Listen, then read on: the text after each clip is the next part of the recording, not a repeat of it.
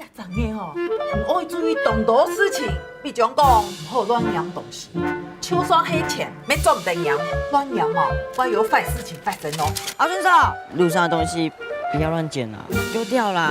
俺妈啦，养俺娘的最俺，你这么还会等等哦？快点丢，再不丢我们就开始绝交了。今天鬼门开，你们有没有在农地区的时候看到鬼啊？谁想要看到鬼啊？我们班同学有看过哦。是啊，真的啊，我们学校旁边那间老房子就是鬼屋哦。